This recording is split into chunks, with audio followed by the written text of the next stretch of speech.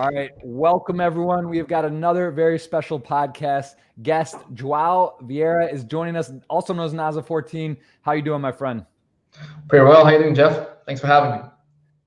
Absolutely, man. Well, first of all, congrats on, I know you've been busy online as it's been a crazy few months of action, I guess 6 months or so. I believe you just won the Player of the W Coupe on Stars, which is pretty amazing. That's a prestigious series. So tell me about that. Congrats.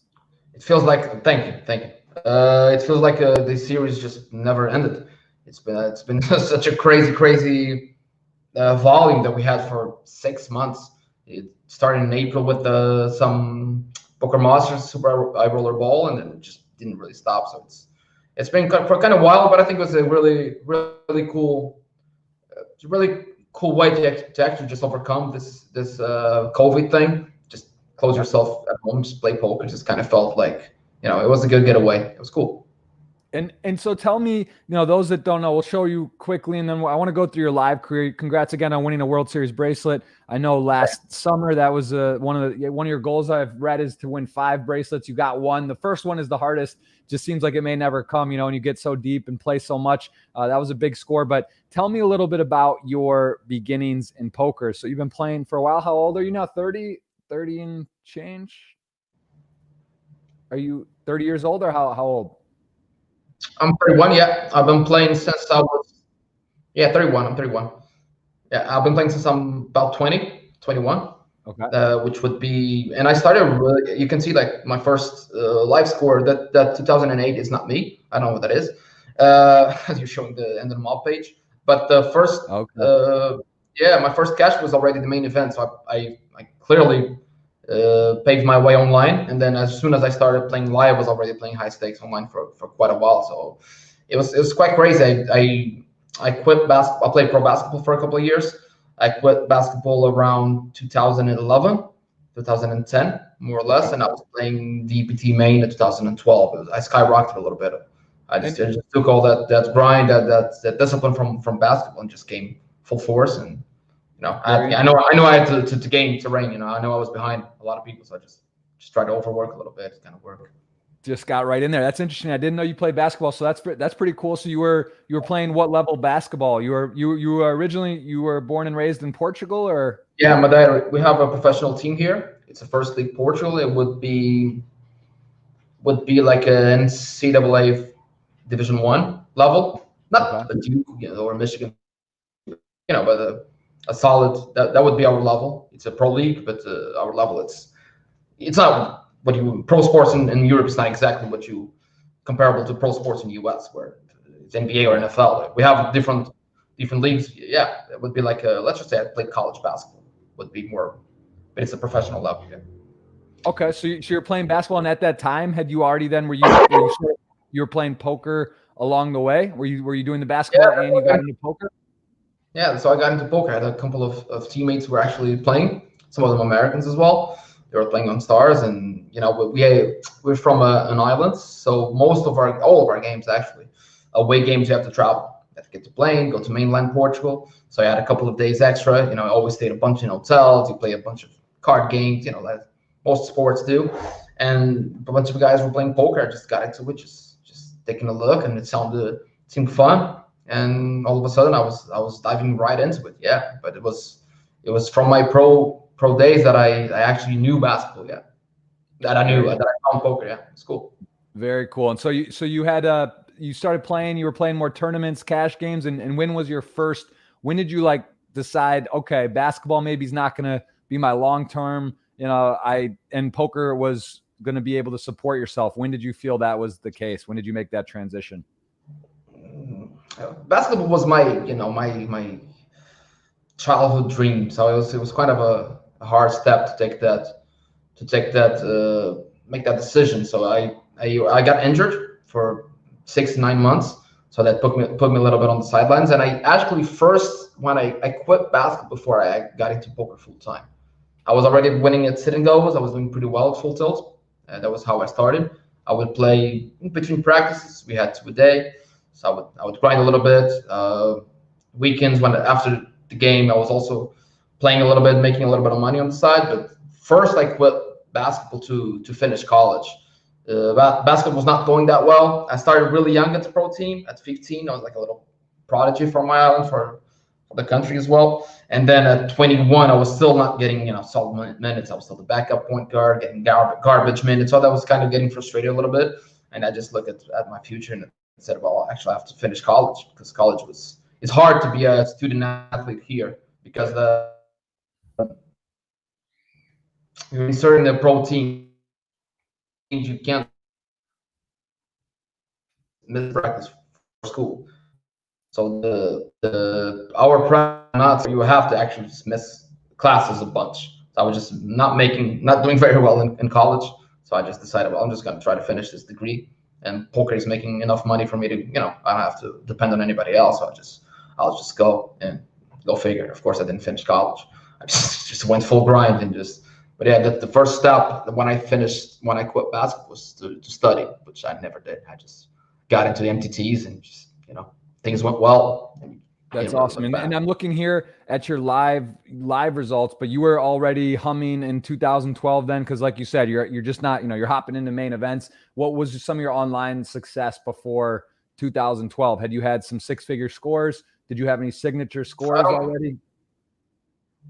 I don't know if I had any six-figure score. I had a bunch of triple crowns, maybe 10 of them at the time. I was already I was getting I was really deep into the Pocket Fives rankings.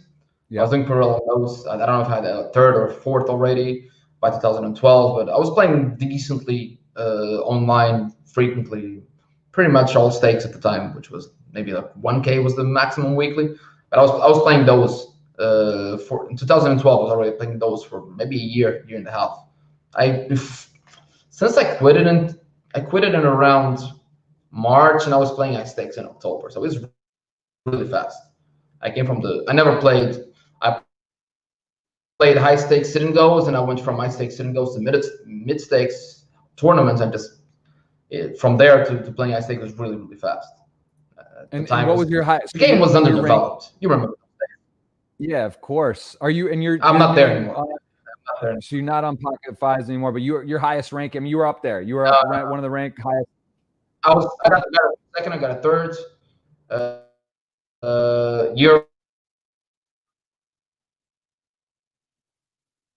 You're cutting out a bit there, João. Your connection is cutting. Can you hear me? Okay, we got lost. João, have problems saying the name right. I know.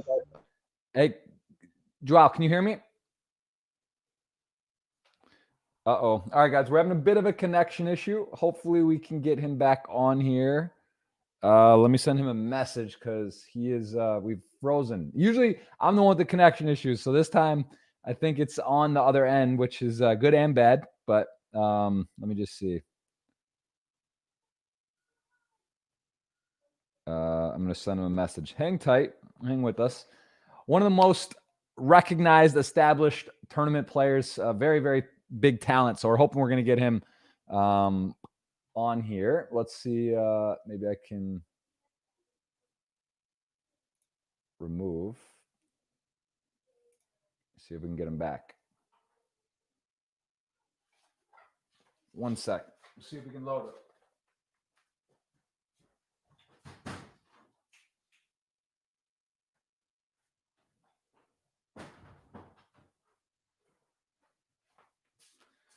All right.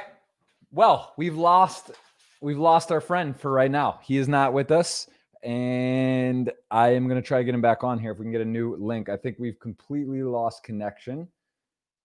Let me see. We've lost him. So we got a little pause here. Let's see if we can get him back. Yeah, let's see. I'm going to try to remove and add back.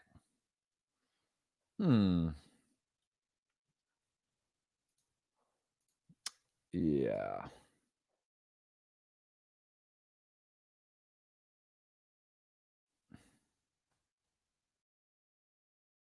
I think he has a link, guys. So hang with us again. One of the most prolific players online, absolute crusher, and we're going to try to get him back on here. So appreciate you guys sticking with us.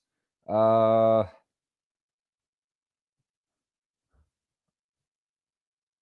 see if we can get him back. If not,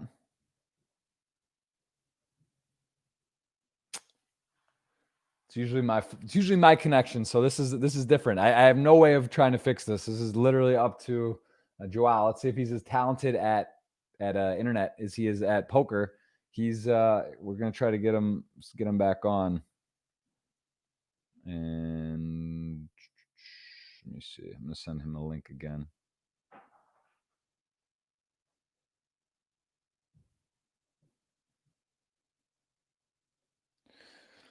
Hang with us. So again, we'll take a look here at his career, see if he can join us. We'll just kind of roll through again. You can follow him on Instagram. He just won Player of the Series in the W Coupe. He's won a bracelet. He's an ambassador, team pro.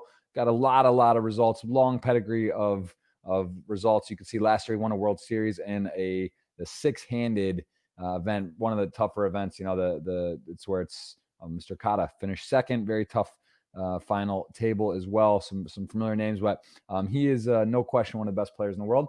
And we are gonna see if he'll join us. I don't know. There's an outside chance we have to come back and retry another day. Yeah. Same island as CR7. Is he? That's interesting. Yeah, we'll talk football. We'll talk a bunch of stuff. I got a lot of questions, and hopefully we can rejoin here. This just doesn't look like it's well,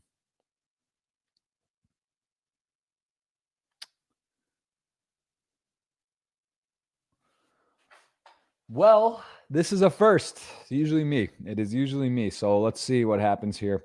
If we have to reschedule, we will. But I'm confident we'll get him back. And I know there's a lot of people here looking and waiting to hear from our friend João. Can't really pronounce it. Don't have it in me to get it exactly right, but we're trying our best. So let's see. Let's see if he's here.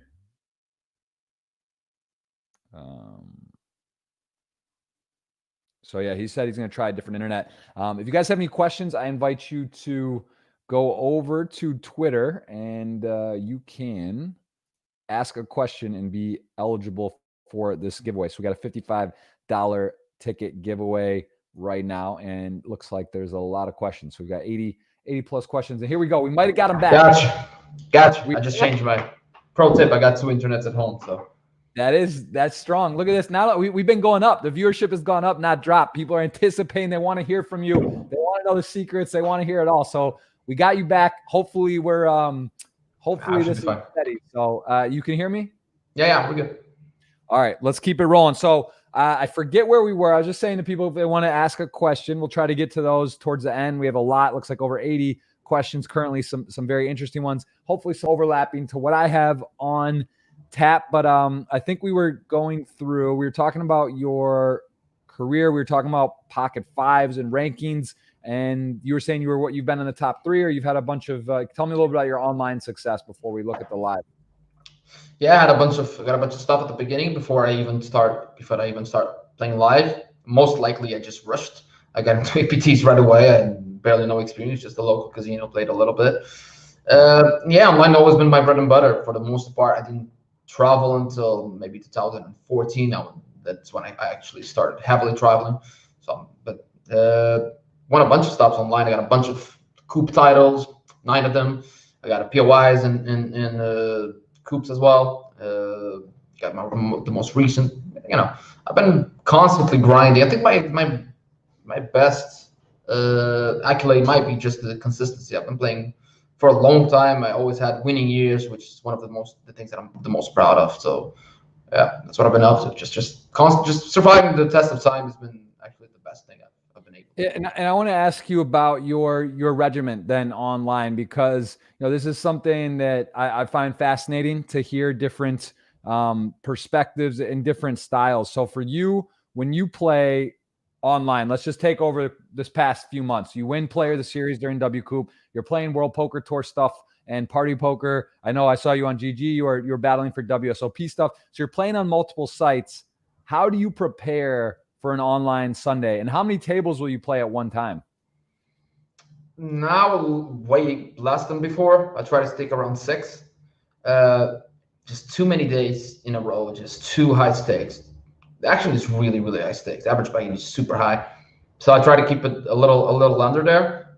I'll go with 8 if I have to, sometimes on high volume, but key is just preparation, just leaving no turns unturned, no stones unturned. Just getting ready for just picking before you start to play, what schedule you're going to play, what tournaments are you going to play, using late reg, to try to get a little bit of everything, just to don't miss a bunch of tournaments, and just be ready. Whenever I come to play, it's like I still try to do everything as with the same level of intensity, with the same level of discipline and preparations as I would do in basketball, in pro basketball. So I'll just get ready for the game, get your meal ready, just get your sleep, just, game plan a little bit, see what's going on today. Just every preparation is key. Just don't get surprised. Don't try not to over table, try not to under table, try to be with energy at the right time.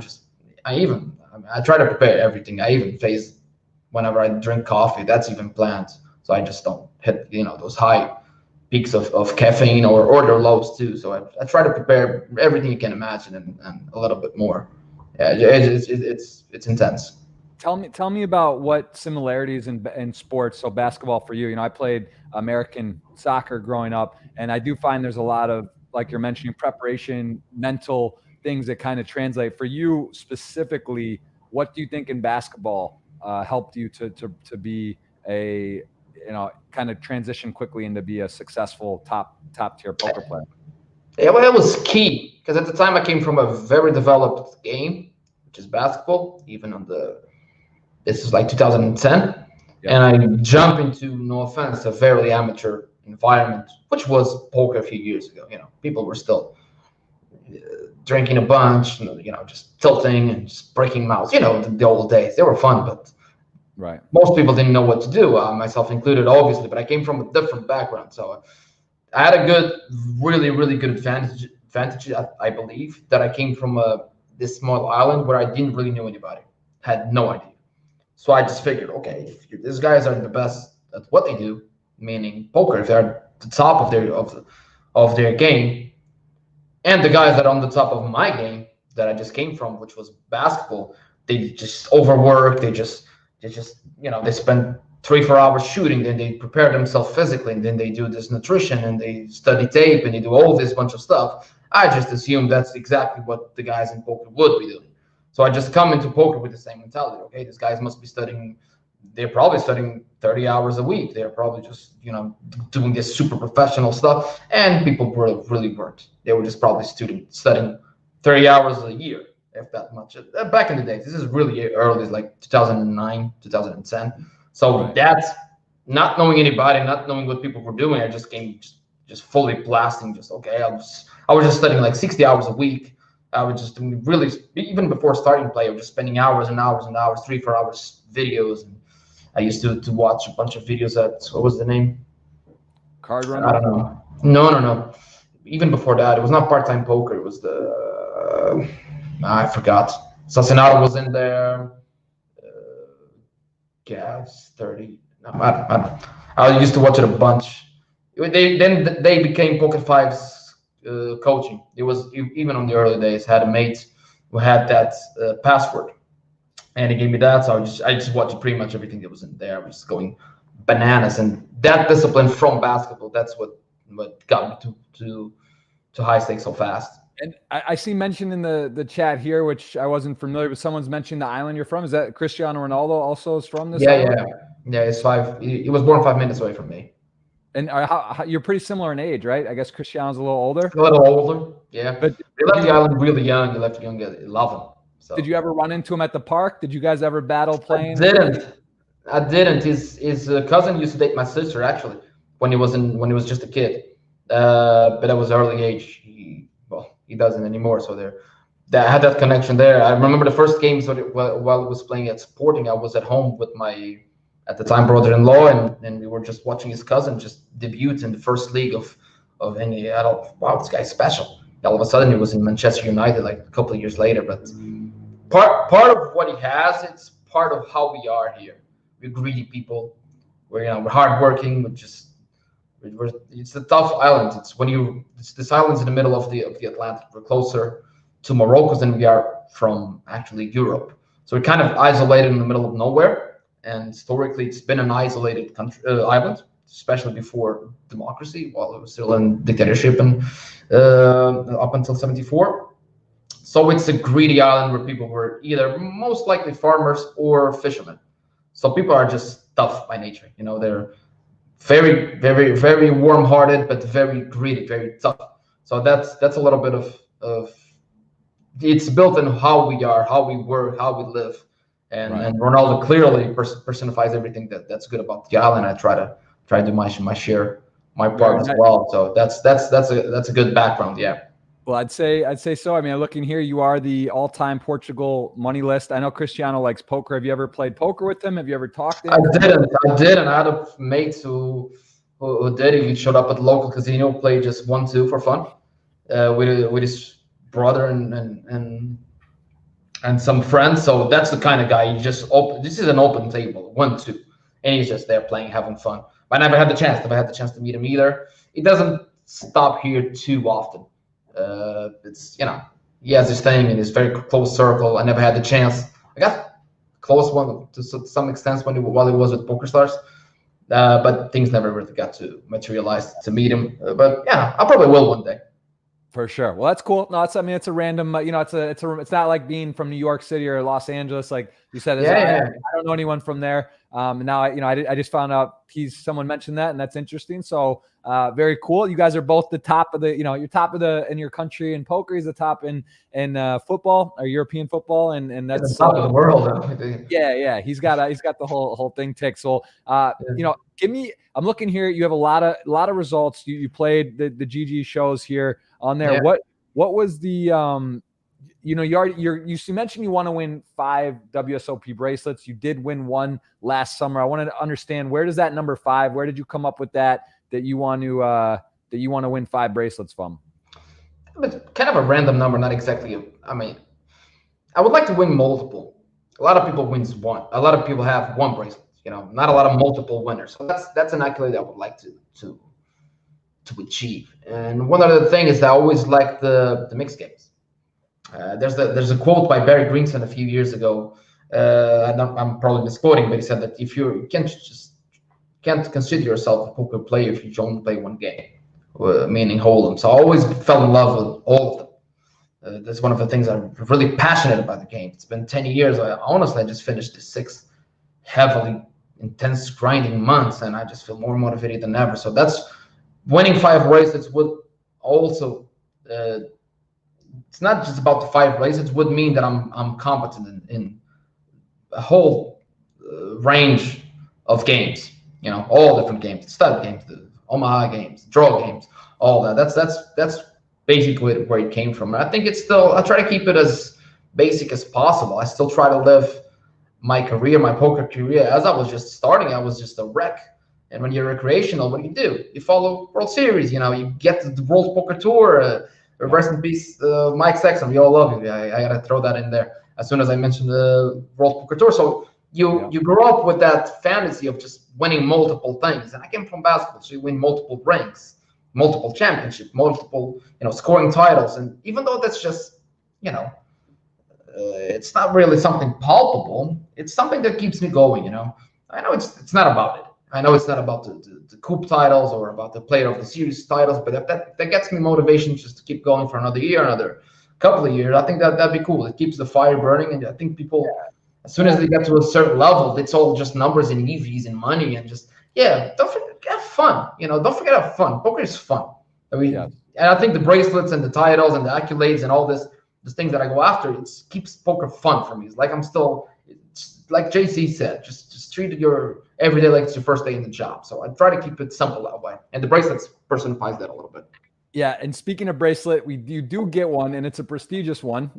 Listen, any bracelet I think you have to count as great, but exactly $250,000, $750,000 US. You take first place. It's a 6-handed 5K, which is you could argue one of the tougher events. 6 max is a skill a little different than all. You can't hide. Olivier Bousquet, world-class player, 6-max and heads-up specialist there. You beat none other than Joe Cotta, heads-up, who is, of course, no stranger to the World Series and success. Tell me a little bit about what this meant for you and winning this tournament, because this is this is a big one. So did you feel nervous, because it's second? I've gotten second World Series. It's hard to win. It's hard to actually win, to finish it off, to run good. There's luck, there's all the above. What did that mean for you, and how did you pull it off at the end? Well, give me a little bit of your final table and sort of that tournament in general. What was different and special for you there? It's really hard to win. Always like to throw that stat in there. Chadwick was consensus the best player in the world, considered by all the peers who had to vote. I was one of them, and I did vote on him. And the card players ranking, whatever it's called, Chadwick got him. He won his first bracelet after 14 final tables. So even if you final table the hell out of it, it's still hard. It's hard to get a win. Second don't count to win those. So it is definitely really hard. And I never run really good at this series at all. So I was always grinding really hard, and things really never happened there. So it's kind of like a bit of a relief. I had once so many things online. Well, pardon my flexing, but I had won a bunch of things online, and live I was still kind of just not getting my feet wet on the really cool stuff. So that was one of it felt more like a burden on my back than to something like really cool that I should have celebrated, which is, I kind of regret that a little bit. Should have just taken a moment a little bit, but it was more like I'm a man in a mission. I have to get this one behind my back. That kind of just puts me in a certain pedamar. I don't even say that word. A certain level that I felt that I was in, and it's kind of just like it was more like a underdog achievement, like a mark. I have to get this one. Then something that I celebrated, and I was euphoric about it, or something like that. So but looking at that specific tournament versus, you have a lot of World Series cashes, a lot of close. Did you feel mentally like, was there a certain point, like, did you start the tournament right on time? Were you off your phone? Were you so focused and clear? Was there anything that like just I'm always like that though. That's how I go. If I'm playing poker, I'm playing poker. I'm doing nothing else. I'm not Chadwick level, which is just super focused. It's even, how can you just be so focused all the time? But I'm very serious when I'm about to play. I just give my best regardless of what tournaments. Just give it 100%. You do your best and you go home and you slip well. That's how I do it. That's how we are in this little island. That's how we go about our business. Your whole, I love that. I love hearing that. You really are repping your island. I love that, man. That's a strong mentality. That's amazing to hear that. That's sort of the way of being in your area. How big is your island? How many people are in your small? It would be like the size of Nassau. It's smaller in size, same population. So between 250 and 300K. So it's kind of I said Nassau because I figured you've been there. Yes. Yeah. So it's a small island. It's a very small in size. Population still small.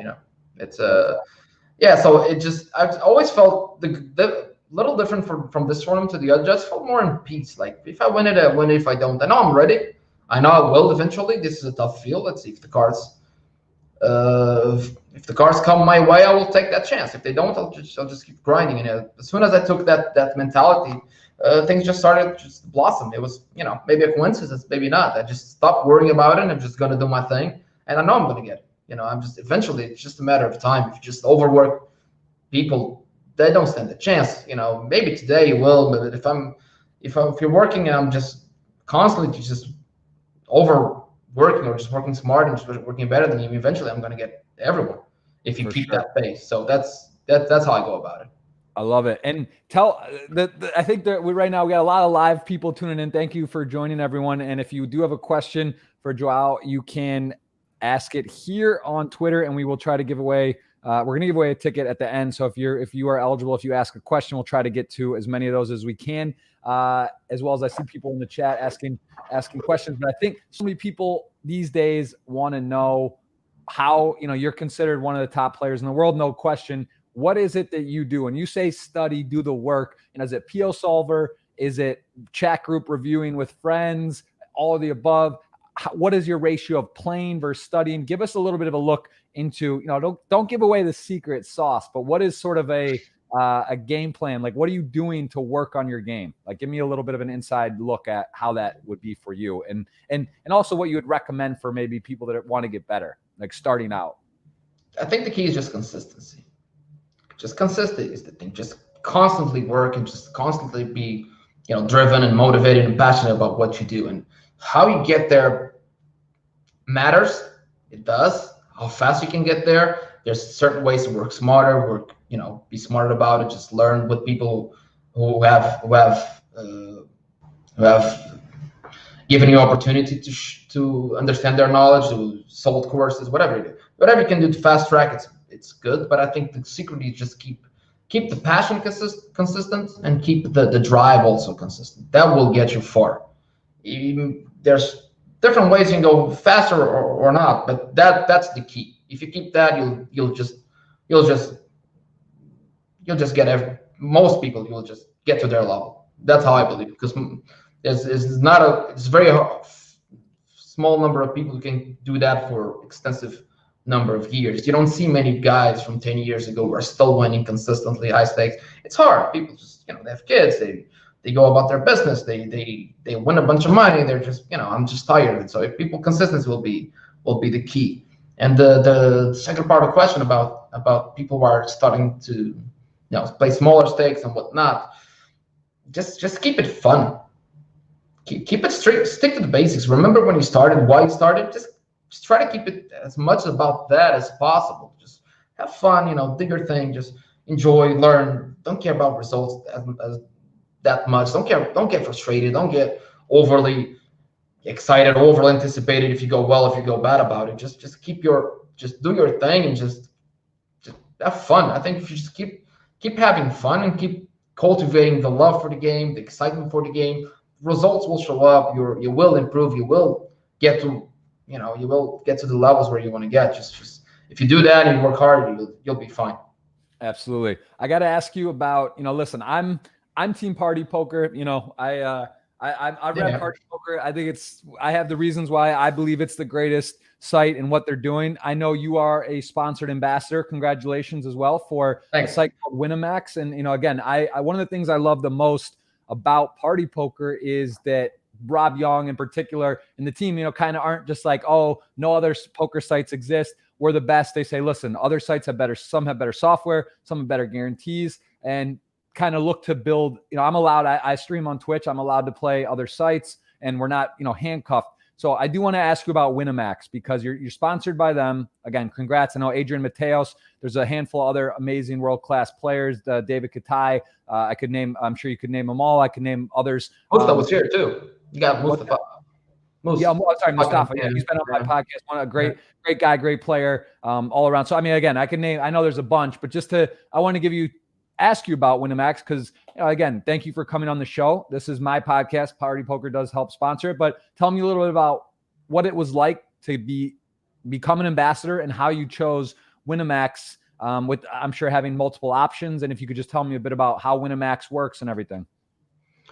Well, first of all, it is cool, especially with Party Poker. Winamax kind of does the same, so it's no secret that I do play multiple sites, and I've been to Nottingham frequently and often, and always been treated very, very, very well. I love to be there. I live in London, so I just catch the train. I go there often. Not bad. Your live last event. You just took a casual. I took it down. Yeah, the 10K. Yeah. 50 right there. We can just show that. That's a good way to get sent off into quarantine after no live poker. Your last one's a tournament victory. So yeah, I played two. I played 3 of them. I catch 2, and that's it for the year. Maybe for 4 years. Oh, weird. I remember you there, and I saw you take that down. But yeah, so tell me a bit about getting signed from Winamax, and also a bit about where they operate and what the site kind of. Yeah, it's a French-based website. It's a French-owned website. Now we operate in France and Spain, closed markets, but some people from some countries can register through Data. They accept foreigners, just as in the past with PokerStars when they started, they did. So we operate in those 2 countries mainly, and we can have some people from some foreigners foreigners of France and Spain, they can play on Winamax at yes as well. It's a French-based website. The really cool thing about Winamax, this is no bullshit, is they're really player-oriented. So they really listen to our opinions. It's mostly 6-max, which is more fun. They have a bunch of really cool live stuff that you would really enjoy. Our live stops are like no other. We have beer pong tournaments with the cap with say no more. Send me a schedule. I'm in. It's great. So it's a really fun atmosphere. It's a really family-like environment, and we just it started as a website of, I believe, 10-12 years ago. We were leaders in France now. We're number one for a bunch of years, and we try to get Spain soon. So it's really cool to be there. Yeah. Very cool. And tell me how important was that? A couple of questions I've forgotten to ask. How your family? How do they feel? Your family, your closest loved ones. How do they feel about you playing professional poker? They follow you. I'm sure basketball career. You know, you're doing this. It's sport. It's one of the things that is easy for people to kind of support. And then you say, oh, hey, by the way, I'm playing poker professionally. How did your family react and support? At the beginning, it wasn't that easy. Even it was never complicated, but it wasn't like. It's still hard. It's hard for people to wrap their head around it. It's not something that's automatically, oh, what is it? Can you live off of it? It's a lot of concerns. But my family always been, my mom and dad, especially my older sister, she kind of just bosses me around a little bit when I was young. They were kind of just very supportive. As soon as my main education it kind of built a little bit different. I'm repping with there again, where it's like we're just built to be like good, solid persons. That's how I was raised. My mom, I remember the first time my sister, I got from a trip, and my sister was like, this is a true story. Oh, João just won this. It's like a side event. EPT is number one in the European Poker Tour, which is a really cool name, European Poker Tour. Like it sounds like an European championship. He's leading number one in Player of the Year. And mom says, yeah, sure. Have you been eating well? She doesn't care. Like, have you been eating well? Doesn't care what I do in terms of, as long as I behave well, I present myself properly. I'm a good, person. That's what matters to them. So for them, at the beginning, it was a little bit odd. I was still working. I was still going to school. Well, at least they thought about it. At least they thought I was going. So I was still had that. I think they kind of saw it as a plan B. Now, something's trying. Sure, he's gonna, just finishing the degree and just finding his way into the market, the work market sooner or later. And then all of a sudden, I was doing some interviews. I was at EPTs, I was winning a bunch of money, and then all of a sudden it was kind of when they figured it was really serious, I was really good at it already. And then that brings you some, you do a couple interviews, you do a couple of podcasts, you show up in some newspaper, and all of a sudden it kind of validates it. They still don't understand, but it kind of looks like, it's pretty good at this, And I could help them right away. As soon as I got some money, we don't come from wealthy backgrounds. We're just hard working, greedy people. So all of a sudden it just there's a guy behind me like they always say. My dad is my best friend, my best fan. He just follows everything. Even he was railing the other day, the 8th game. I'm sure he doesn't know the rules for 7 of them. So it was this. It's still fun. He used to go to my basketball games, and now he watches the streams or the final tables. And they were watching the World Series actually. My sister just put it. They were all at the couch like they were watching my soccer game. It was really, really, really cool. One of the coolest moments I have is when I got home and I put the bracelet on my mom. I almost started to cry and all that. It was really, really cool. Yeah. That's awesome. And do you get recognized since you're in a small island? Do people know you for poker? They know you. They see you. They say hi at the grocery store. Yeah, it didn't happen. That was something that changed with the bracelet mostly, and a couple of I'll get the water later. And a couple of other events because I closed the newspaper that day, the local newspaper, which is very wide. Has got a vast audience in the island, and the word kind of just spread. I won a bunch of things. The media is getting big. Social media is really big these days. So up until a year and a half, was here and there, nightclubs, people are more drunk, younger people that would just say, oh, you're this guy, you're the poker guy. And these days it's a little bit more, pretty much everywhere. Like once in a while, once every other day, I get the grocery store or I get the look. I don't know if it happens to like you see that people kind of recognize you, but they're not gonna say anything. But you did double look.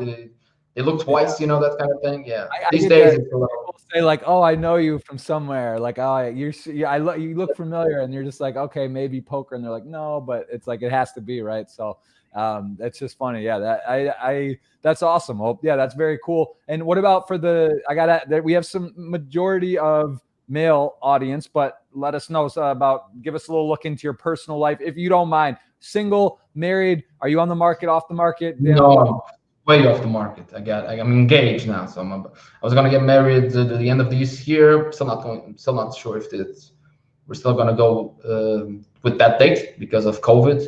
Yeah, but I'm completely off the market. Completely. I mean, I clearly got I'm overachiever. If you look at her, look at me. Like, so I'm getting that win. I'm hit and running there. I'm leaving that table. I get it. We're in the same club. Well, I hope the viewership doesn't drop off once the ladies leave and see you're not on. But the ladies will, no homo. The ladies will be here for you, Jeff.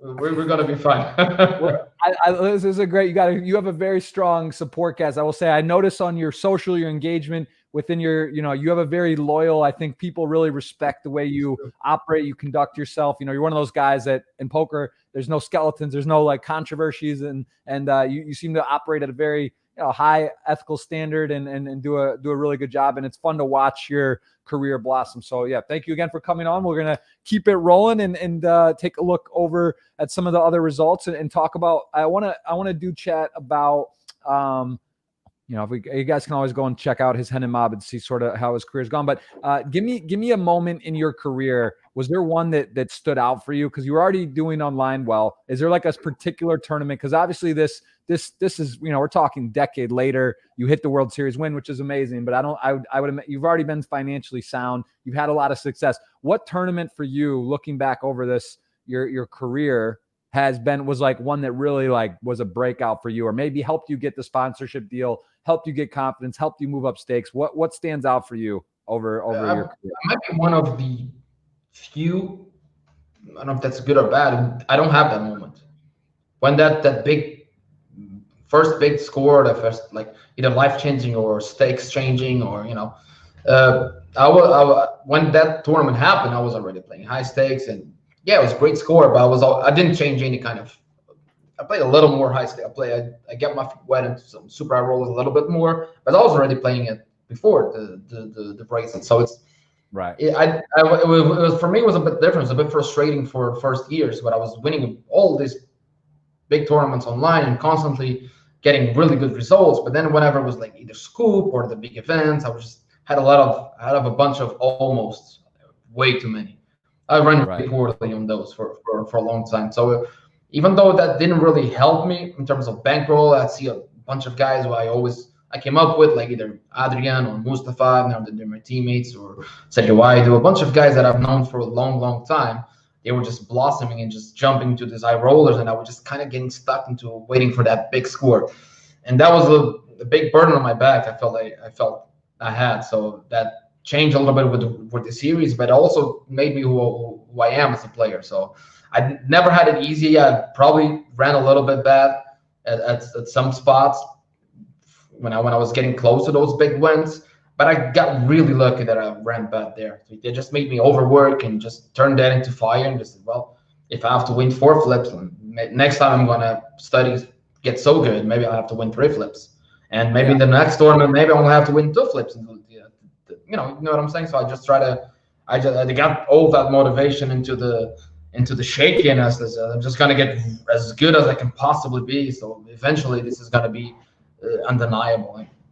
And talk to me a little bit about that, because I think one of the most common, I would say, leaks or misconceptions that I see is, and I think most people are guilty of this up until the highest level, where people say, oh, I lost this flip, with 30 or 20 left, jacks to ace king, or, oh, I lost ace king to ace queen, but I only had 11 big blinds. So, can you talk a little bit about where that mental side comes in and where you can sort of say, look, it's not about winning the flips, because like how you referenced it, I like how you said that, and I haven't actually heard it worded that way. But if you can avoid flips, if you can build chips, win blind on blind, find some, push spots that are creative or help you to extend your lead. A lot of the best players in the world aren't really at risk, or less often, right? So it's like, it's generally not your last hand. Whether you get ace king to ace 5 and you lose, but you had 9 big blinds, it does, if you had 38 big blinds, you would not be in a spot where that would be a problem. So could you maybe talk a little bit about that and what that means on how you can kind of create your own luck and give yourself a better chance of not flipping or not being in so high probability collisions? Could you maybe explain a little bit on that? Yeah, especially in tournaments, people, I don't want to get into a lot of strategy, because I feel like people sometimes come to the pot because they start trying to give too much away. But I think the best players, especially tournament players, are the ones who can maneuver their stack a little bit better. Of course, everybody eventually will be at risk. Like, things just happen. You get card deck for 2 hours. What can you do? There's no magic, unless, Philemon's white magic. But besides his magic, there's Helmuth, we're leaving Helmuth out of it. Helmuth is he did really well at the duel, so we should sing his praises.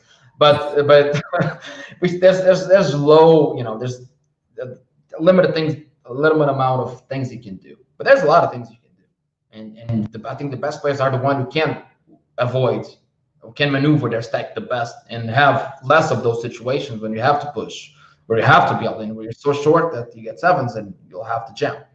The best ones will avoid that as often, and that's one of the things that people it's so easy to just blame it on luck. But there's a bunch of things that you can do that you can avoid. The best, everyone needs luck to win a tournament and get a final table, but there's a bunch of guys who need a little less luck than the others. That's what you can work on. Everyone will need to run good to achieve whatever. Maybe I will need a little bit of it than some other guys will. So it doesn't really matter who will win. The guy will win if you get the certain amount of run good in good spots. Anyone can win a tournament, even if you're not that good. When you see Fedor Holtz, Justin Bonomo, Dan Coleman, these type of ridiculous runs, there's no question they ran amazing in certain key spots in a short period of time. But obviously, there's a level of fear. People start they start not defending their big blind when they should. They start not 4-betting you when they have a 4-bet candidate. So like these type of things start. You create your own luck kind of as you get you raise to a certain profile and you build a certain image. That definitely happens. I call it the Calvin Anderson effect. You remember Cal from back in the days? Cal won for Calvin Anderson. Probably is Cal. Cal. Yeah. 1428, I believe that's his nickname. Maybe I just butchered his numbers, but whatever. And Collins was just playing every hand from really ridiculous frequencies, but nobody was actually. They didn't want no business with him. They didn't want none of that sauce, because Cal had a really fierce reputation. He was highly respected at the time. And Moorman had a little bit of that too. So that happens when you get into these really good runs. People just kind of avoid you, or they want to just force some collisions that they shouldn't. So that really helps. That really helps, especially for those cases where that's the sweet spot. It's sort of like being a girl. I feel like a female, if utilized correctly, or Helmuth, right? Like, and I think that's what makes Helmuth so special is he is able to exploit. He gets to a table and he knows if you want to be his buddy and you're just like folding and knocking out. He knows the kids that want to make a move and say, I bluffed Helmuth, or I called him. He's able to pick up on that very well and use that to his advantage over the years. And I think that's a superpower. If you're able that's a superpower, live superpower, especially with recreational. Yes, for sure. Also, I see a great question here live from Adrian Dominguez. He says, I saw in multiple tournaments when you got it in good, but sucked out in many tournaments with huge payouts. How do you deal with the mental game? So kind of, just cue up, do you work with the coach? Do you do meditation? Yeah. Give me some stuff on your mental game. Yeah, I work with Jared Tendler right from the start. I might be his oldest client to date. I started really, I invested $3K in the 10 sessions with him. I might have 8K. All my money was 8K. That was really, as soon as I got into professional poker, you start dealing with the tilts. Like, this cannot be the way. So if I'm going to do this part of the game has to go away. And I've been working ever since with him on and off. He's also a friend. So he's a guy that I go back on and off, every year we had a bunch of sessions. That really helps me to keep my game in place and sharp as well. That's it. Mostly just how you're built as well. Yeah, you put yourself in tough situations, greedy situations. I love just physical hard work. I used to do the basketball harder strain is where I shined the most. The long distance running, and the all these greedy things that you put yourself through, and all the lessons, the hard lessons that I've learned while growing up, all the hard times that me and my family have gone through, that just shaped me. And I'm telling you, we're just different here. We're built different, a bit harder. It's Mamba mentality right here. I'm wrapping Kobe's shirt, and this is how you go about it. Just take a no victim and no bullshit, no excuses, no victim mentality. Just go with it. Okay, it went bad. What can you do about it? Nothing. So shut the fuck up. Well, sorry about cursing. Just go with your business. Just do your thing and just move on. I think people just complain a little too much. We're a bunch of whiners, myself included at times. But I think that's how it is. Things will not go your way in life. How you deal with things is what makes you, not the circumstances that you. If you're given a golden crib and everything was perfect, you got to a certain level, but the guy got to a certain level just below you, had the hardest circumstances.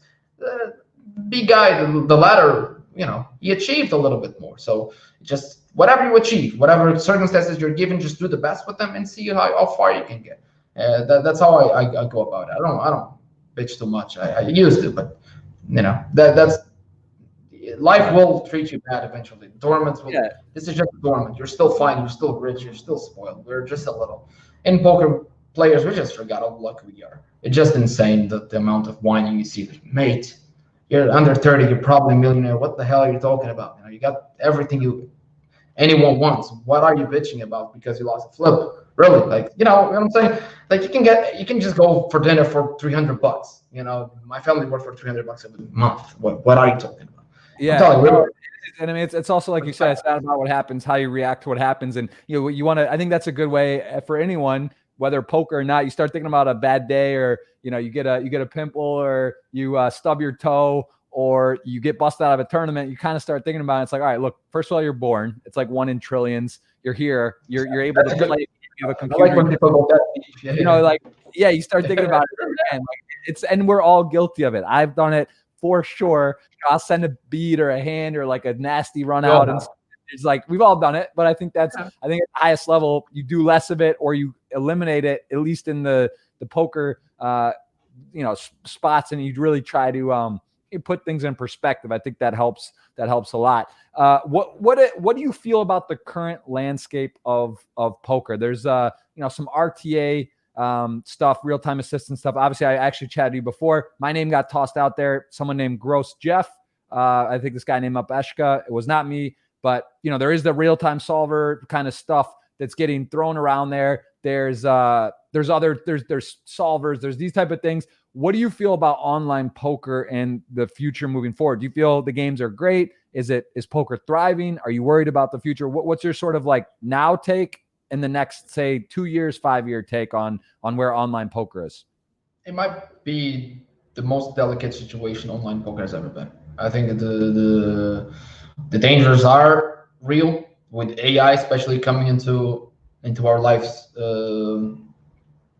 more often and more deeply. So that creates great advances in technology and medicine and all these areas. But in poker, it's a threat. It's also great for a learning purpose, but it's a threat, and we should treat it as a threat. I think this is probably one of the worst phases in terms of how secure people feel about playing online.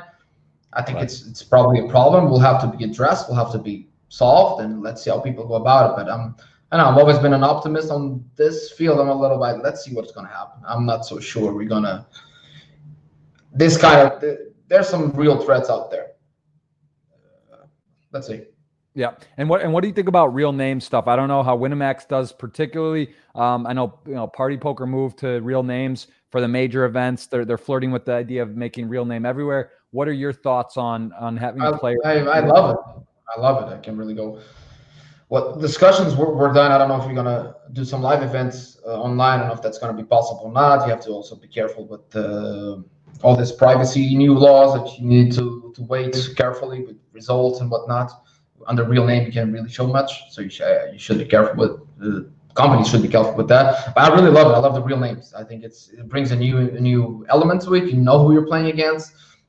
I feel it probably hurt Party, I would say, I think the numbers went down a little bit, but I think it's a really cool way, especially when you're talking about live events that you're actually doing them online. I think I'm a fan. I would just do it everywhere, at least up until certain stakes. I don't know, maybe people who are starting, they're trying to get their feet wet. They don't know much about the game. They're probably going to feel a little bit embarrassed, a little when they're really, really bad. So that's from a certain buy-in up, I think or a certain cash game blinds up, I think just keeping it real name would be really interesting. I don't know if the companies will go that way. As a pro, I like that. Recreationals might not. Maybe you're just like a well-known lawyer, just likes to spaz a little bit, have some fun. That will hurt your image. So that going real name might hurt you in other types of people for other walks of life. So we must think about that. But personally, I love it. I really love it. I love all the tournaments with our real name. Yeah. And is your party poker name, your alias, is that public? Is it private? Is that, how big an advantage do you think that is for when it is not real name? And there's some tournaments are, some aren't, to have your name being unknown? Because obviously, on party poker, for me, for example, my name is my name. And so that's just what it is. So for me, I'm obviously, no matter what, rooting for real names because it's just a disadvantage. But for you, do you feel it makes a big difference? Do you think it makes a big difference when it's like you don't know who you're playing against? How big is that? And is your name public or no? Like, I mean, I'm sure it is. Yeah. What is your name on party? BETW1. No, it's well known. At least in all the Portuguese and the Portuguese speaking outlets, even the PokerNews.com, I think they know that too. A couple of scores that have been published. I like, and I'm kind of used to it by now. My GG name is real name because I played the Super High Roller games, the 5Ks and 10Ks. It's Super High Roller online. So you've been asked. I've been asked for a long time. Party is well for most of the tournaments that I play are real name. Winamax, I'm under, there's a sponsor pro. Everybody knows, and everybody knows my Poker Stars name. So for me, it's fine. I'm used to it. It's a disadvantage to some extent, especially for other pros. The well-known pros, the ones that play every day, they create different accounts and all of those shady things that people do to try to get an unclear, like an unethical advantage. Sometimes it's legal, sometimes it's not, sometimes it's ethical, sometimes it's not. There's a difference. But I don't really mind. If you want to go that way, if you don't think you can beat me, if you think you need an edge to compete in these tournaments, go ahead, take the easy route. I don't care. That's how you want to go about your business, and that's how you want to conduct yourself. Right. That's with you. I want to win, and I don't care if it's me. It's me, and this is me. This is my tendencies. If you want to go about them and exploit them, great. Let's compete. But I'm competing as openly as possible. I don't really mind those things. Some guys just have a different approach, but it's not about winning. It's how you win too. If you want to cheat and win, that's not winning. You're just fooling yourself, and maybe you're gonna get rich, but that's how you want to go about it. Cool, yeah, great. Take that amazing, unethical money you won to the grave. You'll be rich and super happy, I believe. I don't care. I'm with you. We're on the same page. So I'm aligned with you. And tell me a bit about Portugal and the landscape of poker. Similar, I know in US, it's complicated. There's all these different little nuances, intricacies. You can get an account set up, and then you have to be out of the country or whatnot. So can you explain a little bit? Portugal is one of the countries I'm not fully familiar with, because I know like Italy, France, Spain, kind of in the same wheelhouse on rules. Like, how does it work if you are a Portugal citizen and you want to play online poker? It's a close. If you live in Portugal, it's a closed market. It's a share market with Spain and France. Okay. So we're talking about at this point 3 closed markets. And then they share their pool, like the same with, I think some states share their pool as well in the States. So it's quite simple. So if you want to play from Portugal, that's what you do. You have a couple of websites that have .pt license. The same you would have .yes if you're from Spain, or .fr if it's a French license. The pool is shared, so it's a little bit better now, because the pools are getting competitive, and you have some cool main events, 100K for first. It's getting some volume, but it's still not optimal. I believe this market will probably blossom very soon. I think the more other countries, European countries, regulate their markets, the more likely they will choose to share their pool with other regulated markets as these three, than to share with a .eu or .com, where you share your market with regulated and unregulated countries. So I think this country in the future, this market in the future, will be bigger and bigger. Very cool. What is the thing you're most excited about in poker at the moment? Because I don't know. We don't know when the live series and stuff's going to go on. I'm not sure. Winamax, I don't know if they have a set next date. I know a lot of these sites have they've had to push stuff back. It's not really clear. Obviously a pandemic worldwide, serious stuff going on. I saw President Trump got today. Yeah, it's obviously it's a real thing. Stuff's going on. The world's a lot of uncertainty. What do you believe will be the next live event you play, or not even thinking about that at the moment? Because I guess right now there's a pause in all the chaos and all the little break, which is kind of nice to just not have to worry about what you can just relax. But what about the next live stop do you plan to go to? And what about online? When's your schedule to come back online? So I'll hit. Most likely I'm not. Yeah, most likely I'm not going to play another live event in 2020. The last ones were still up. Were still likely to happen. Were CPP, which just got canceled postponed for next year, and Winamax also had the Dublin event also got postponed to 2021. So I believe this year we will not be playing any major live events, and probably beginning of next year. I know the CPP got pushed online, so Rob just announced that. That full series will be on Party Poker, which is cool. That was my favorite, actually. I would like to give Rob props. Party Poker Live is great. It just is. But the thing is, I don't think we'll be playing soon, because I don't think people will be comfortable. I had a couple of French friends who played, I think, in Morocco recently. During May or June, I went there to play. We had the mask. They said it just takes the fun out of it. It was not fun. They will not be back. These are recreations who play merely for fun. I'm just not going there anymore.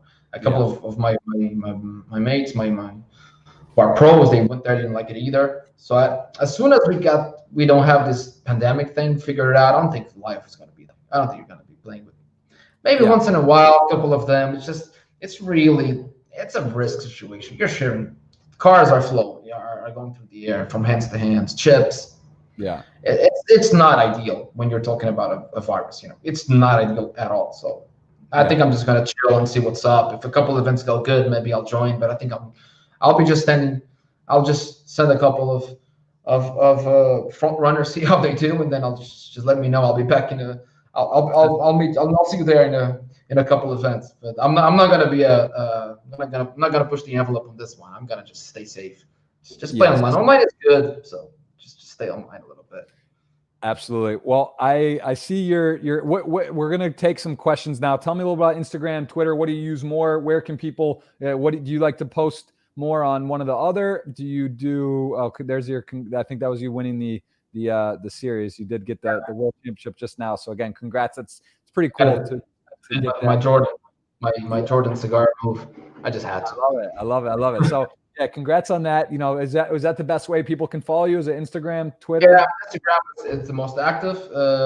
Twitter, I go English. The other ones I go Portuguese. Even though I have the automatic translation, so it should be easy anyway. And I still have my Facebook page that I post a bunch of I like to do some. I've been doing this since 2000. I have my page since 2011. I got my sponsorship in 2017. I think that's how I got some of my followers. It's a close relationship. It's a no bullshit relationship too, because I've done it for 7-8 years without winning a single penny. I was just doing it for fun, and people were following it. I always shared my experiences. Always been really open with my downfalls as well, the hard parts of the grind. So I just share that, and people want to follow. I'm just gonna keep it like that. So I think that's what got me, at least the loyalty and the environment that I have on my page is a little different. I don't bullshit people. I don't do the promotion, so to speak, unless I really like it, and that's something that I'm gonna keep it that way. And if people want to follow, they can have that. The Instagram is the most active. and it's the Twitter is the one in English. Love it. We are going to go ahead and we're going to dive into some questions, some of the same ones I saw here. But quickly, got one here from the man Ghost of Ben Marco asking favorite team, basketball and football. Who's your favorite squads? It's my local team. I'm a clearly diehard for this island, so it's my local teammate with my first and only soccer team. And basketball, I kind of follow whatever NBA teams play the most European basketball. So usually Spurs. It's up there. But this year with Kobe, I just gotta go with the Lakers. I know they're about to play the second game tomorrow. I'm just gonna go for the first time. Actually, I'm just gonna go Lakers. Full Lakers fans, and let's go. Today, game 2 is today. Is it okay? It was a big blowout, but I'd like to see my boy Gordon Dragic. I've been following him for a long time. He's close to my age since he was like 16, 17. With the European Championships, I've been following him, so I would like to see him do well. But this is the year that the Lakers take it down, and LeBron done something cool. They dedicated to Kobe, and it's fitting. It's fitting that Lakers get.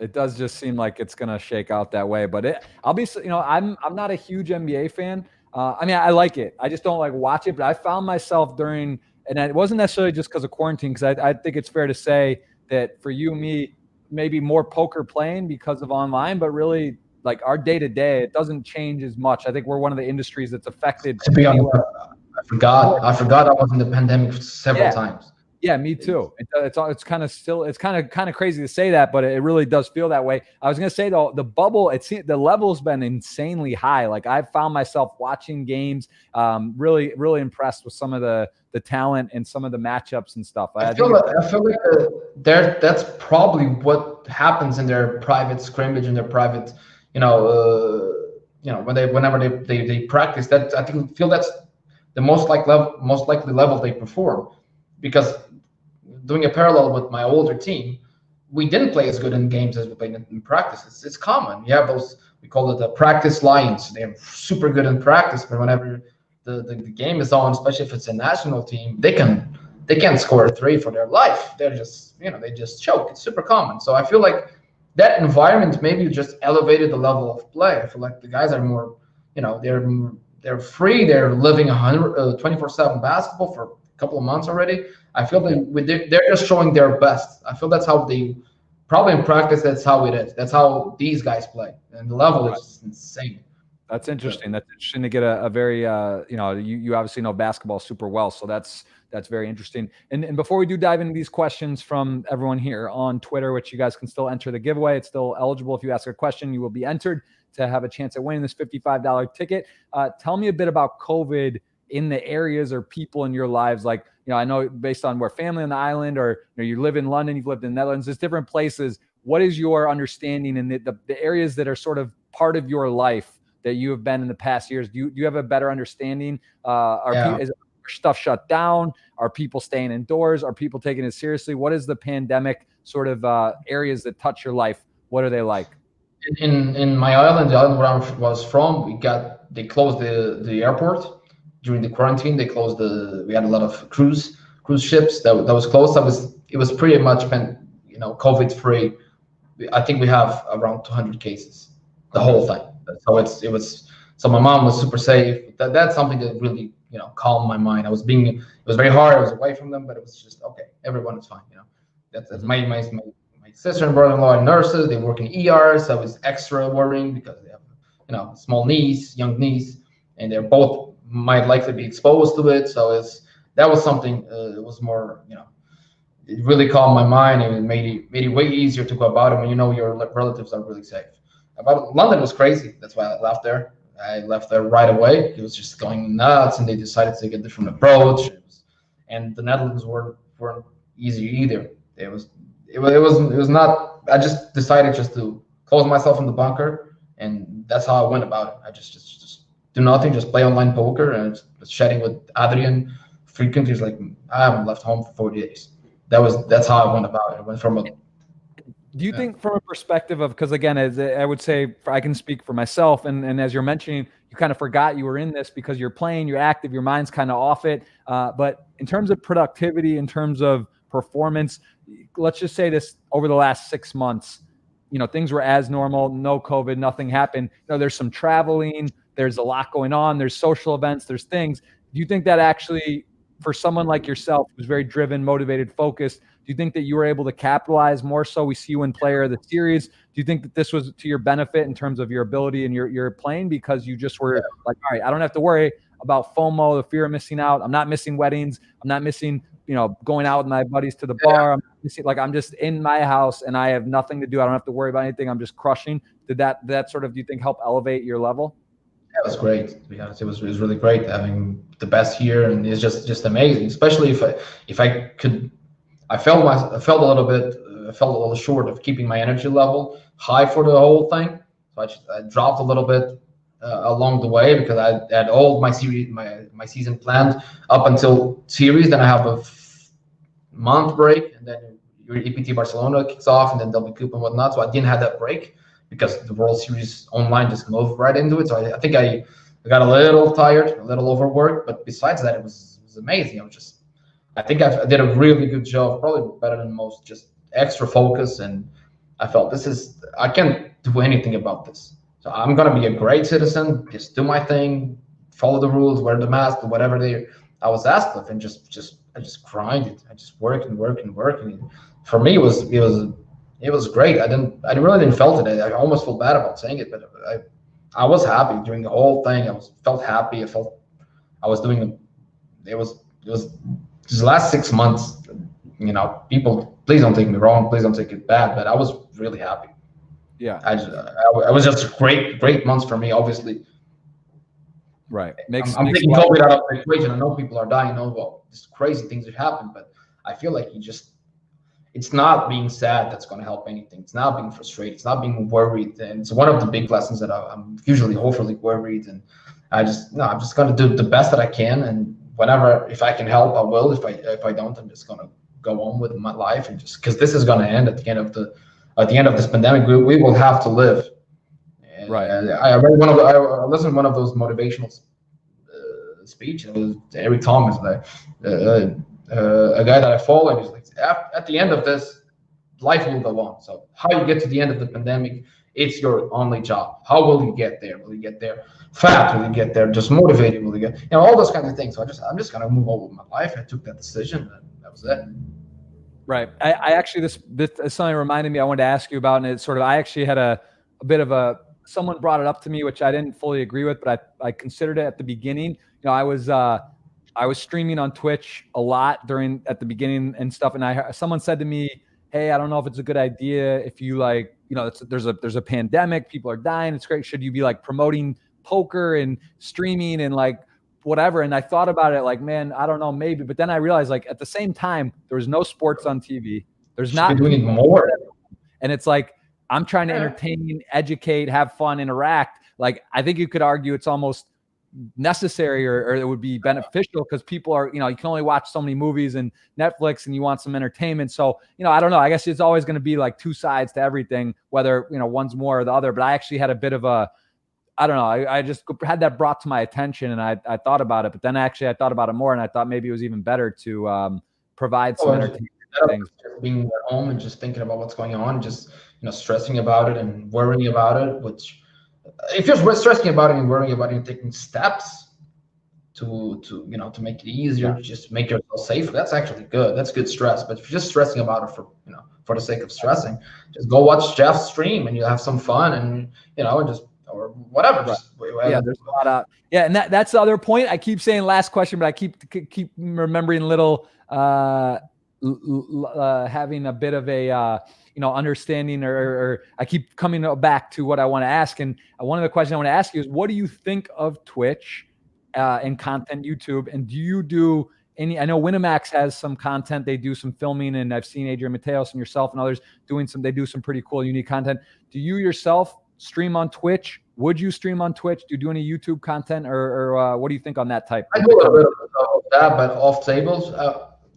I'm considering actually just working on a challenge, especially mixed games. I don't know if that's going to come to fruition or not, with live stream. And I probably will live stream, especially with the Spanish Winamax, the Winamax Spain, which is speak enough of it to actually, with some help, to be able to stream. But it has to be like, okay, today this is a promotional day, and today this is a really competition day. I don't know if I could do that, like play really high stakes and focus at the boat. I think if it will hurt too much of my performance. So if I would do it. I think it's great. I think it's an amazing. I just, as saying this to you, I'm not just kissing your ass. And I said this multiple times to Lex, which I'm close to. It's a great way to promote the game. It's a really great game.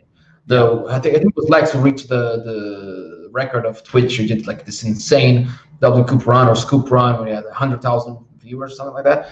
There's just no better way to just promote the game. That's at this stage. Well, I mean, I think that thing has sort of changed the look. Like if you look at players like yourself, you put like the I guess I put like the wizard sorcerer category of just like elite, because there's a lot of levels. Like there's good players, winning players, break-even players, different things. But if you look at like the top players, I think initially at some point there was sort of I remember when, let's just take Kevin Martin, for example, like when he got a deal with Stars at the time, then he was with Party Poker, now he's doing Sony GG. People were kind of like a bit outraged, like, because the old mentality was, oh, the best players, the world class, the big winners should be sponsored. But I think in the last 2, 3, 4 years, it's really shifted towards, well, not only it makes more sense to have players that are doing social or doing things that are giving back or engaging. That's what really is going to grow poker. The Fedor Holtz and the Jason Kuhn and yourself and Adrian Mateos. That's great, and it's great to be the top.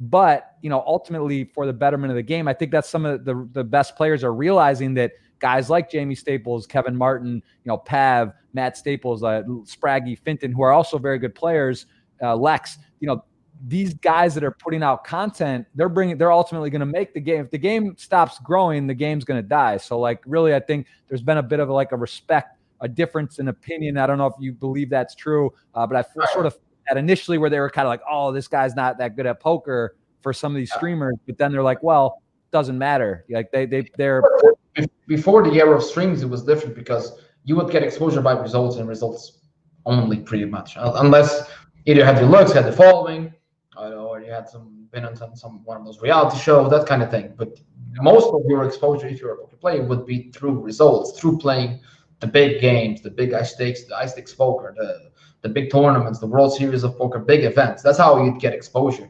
These days, it's not like that. You will get exposure, for example, if you get on Twitch, if you do.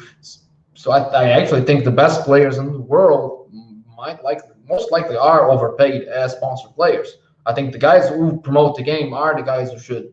If I was the guy that owned the company, I wanted to hire a bunch of guys, I would get the guys who promote the game.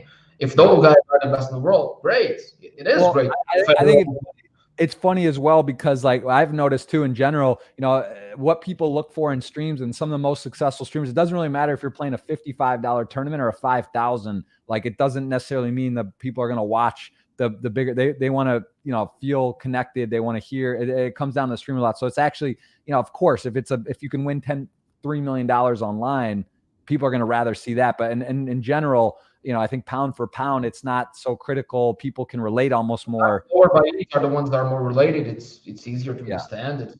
It's something that it depends on. If you're just for entertainment, maybe the high buy-ins would be cool. If you're for the learning purposes, usually it's a better mix of the both, of two of them, of the mix of the two components, just entertainment and learning purposes. Probably the lower stakes will be a little better. So I don't go behind that. This guy's not good enough to be sponsored. That's just nonsense. Yeah, no, for sure. I don't feel it's like that much anymore. But I just remember like when at the time when Kevin Martin was signed, I saw a lot of people were pretty upset and like they were like didn't get it. But anyway, I think it's shifted. So regardless, let's take some questions here. Again, you guys still have an opportunity to win this ticket. We are going to ask a few questions. Let's see. It's okay. So we're going to go through here. If you see anything that jumps out at you, I'm going to just kind of scan and do a few, and then we'll give this giveaway at the end. But if there's anything else you want to touch on that comes up, let me know. Otherwise, we'll take some questions.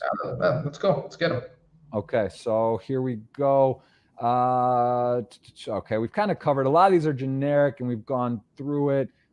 This is a cool question. What historical figure would you want to share a cigar with? Speaking on that cigar photo after winning your I saw that one, and I don't know. Well, this is an American-based podcaster, but I'm gonna say Che Guevara because he always had that really cool picture. I think I'll smoke a cigar with him because I grew up in my neighbors always had this big painting of that guy smoking a cigar. I had no idea what the hell he was, what kind of political side he was. I had no idea. I just know that it's the guy that did some revolution. And he's passed away. He always had this. He still has that. My friend's dad passed away, but my friend still has that painting there. And I always seen that since I was a little kid because I used to hang out at this place a lot, pretty much every day. So maybe with him, maybe he would be the guy. But just because of it was the first guy that I ever saw with a cigar. I would say, besides Che Guevara, probably just Jordan. I just go with Jordan. MJ, yeah, I've played poker at his house for a couple days ago, and that was that's a brag. That's an insane brag. I'll say, funny part about that was it was all cash. The only game I've ever played in my life, all bills, no chips. It was at his actual house, one of his houses. I'm sure he's got, Where does he live? Where do you live? Where does he live? That was in Park City. That was in Park City, Utah. I was there with Antonio Sfandiari. We were there for hanging out, and next door neighbor plays in this game regularly, and it was quite an experience. I'll say that. All cash, $100 bills, bricks, and no cash, no play, no credit. It was all cash. It was pretty crazy. But that was one of the all-time experiences. Let's see here. Especially because you all just saw The Last Dance. I believe you have. Oh, of course. Just chills. Very, very. I watched a bunch of stuff. It was great. It was one of the things I said. If they keep this show rolling, I'm gonna get all this guy's head. I'm just coming for everybody's head. I would just watch that on Monday, and I'd just be so fired up for the whole week. It was just insane. I mean, it really you couldn't really script it. I mean, the fact that they had that footage, how they decided to release it now versus 5 or 10 years ago, like all of the above, it just it was like right when the pandemic. I mean, it was pretty crazy how it all worked out. Let's see here. Who did you want? Interesting. What is your favorite hand, I guess, other than aces? And who did you want to become as a child? I'm not sure what that means, but let's just what's your favorite hand other than aces? Do you have like a cracker? What's your 7-8 suited? What's your favorite one to see other than obviously just kings? But I wanted to be like Mike. I think I wanted to be like Mike. So we just spoke about MJ. Yeah, I wanted to be like Mike. Mike is crazy though. That's something that I figured out after The Last Dance. Mike is crazy. I wanted to be like Mike, but Mike is crazy. So yeah, it was just Jordan was the guy, and then all of a sudden after just Kobe was the guy. It was always all basketball players. And then whoever was the shortest one, because I'm like 5'11", whoever was the shortest NBA player, that's how the guy I wanted to be too. Because I'm like, well, this guy's kind of the same. Iverson, AI, yeah, of course. I wanted to be like AI. No doubt, AI was the guy. I got to give you a random recommendation, or just to keep an eye on that. Sports cards are coming back. The collections of the kid, or if it's popular where you are, but that is a emerging for MJ's shirts, autograph shirts. I was into that for a long time. Nice. not wasting my money wisely. Yes, it's not money. For sure. Okay, so we covered that. What about favorite hand? Do you have one like 7, 6, 8 suited? Do you have any like one sneaky Kings. one? No, Kings. Not really. Yeah, just whatever strong. I'm cool with that. Cool. What about streamers? What is your streamer favorite or favorite streamer? Do you have any streams that if they're going? It's unbiased. That's the big Lex. So that's the big Lex. What is your Netherlands tie exactly? You live there for a while, or what do you have? Yeah, I lived there for 3 years, and I came back during the pandemic because I figured it would be best because we have a house that's outside everything. It's like in the countryside, and Lex is. I never met him there actually. We were supposed to get to a couple of lunches and dinners. Then this